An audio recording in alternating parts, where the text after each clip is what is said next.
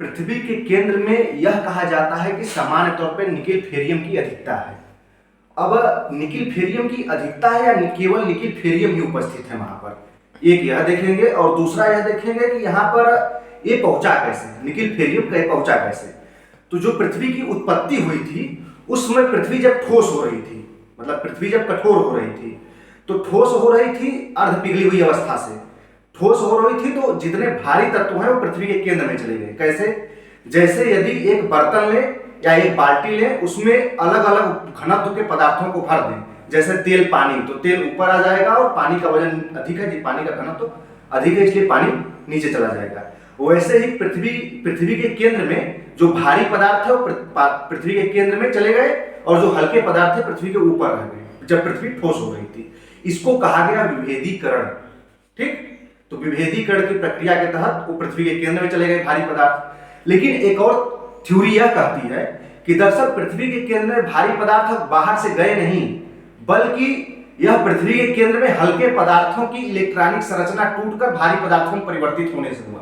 जैसे दो पदार्थ थे, एक सिलिकेट और एक हाइड्रोजन। इन दोनों पदार्थों की जो इलेक्ट्रॉनिक संरचना है पृथ्वी के केंद्र में अत्यधिक दबाव के कारण टूट गई।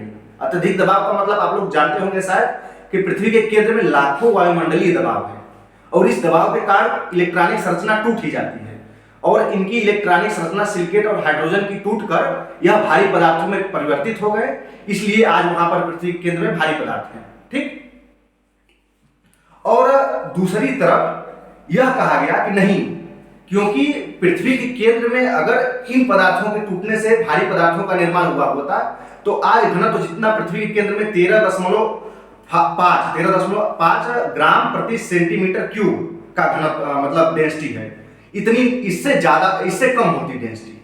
ठीक, अगर इतनी डेंसिटी है इसका मतलब हल्के पदार्थों के दबाव में इलेक्ट्रॉनिक संरचना टूटने की वजह से उसका निर्माण नहीं हुआ है, बल्कि वहां पर भारी पदार्थों की उपस्थिति के कारण ही अत्यधिक दबाव के कारण उसकी घनत्व बढ़ गया है। लेकिन अगर केवल हम लौह पदार्थ को लें तो लौह पदार्थों को अगर इलेक्ट्रॉनिक संरचना टूटते हैं या बहुत अत्यधिक दबाव के कारण उसका घनत्व बहुत ज्यादा हो जाएगा, शायद 15 या 20 ग्राम प्रति सेंटीमीटर क्यूब के आसपास हो जाए। इसका मतलब केवल भारी पदार्थ भी नहीं है। तो इससे बाद में चल के ये बताया गया कि वहां पर न पूरी तरह से भारी पदार्थ है न पूरी तरह से हल्के पदार्थों की इलेक्ट्रॉनिक संरचना टूटकर भारी पदार्थों में परिवर्तित हुए हैं। इसका मतलब यहाँ पर 80% तो भारी पदार्थ हैं जैसे लौह और निकेल जैसे, लेकिन 20% हल्के पदार्थ कार्बाइड जैसे तत्व उपस्थित हैं। इन कार्बाइड्स की उपस्थिति कारण ये जो है लौह पदार्थों का जो घनत्व है अपेक्षाकृत कम हो गया, उनके क्या कहते हैं मिश्रण के कारण।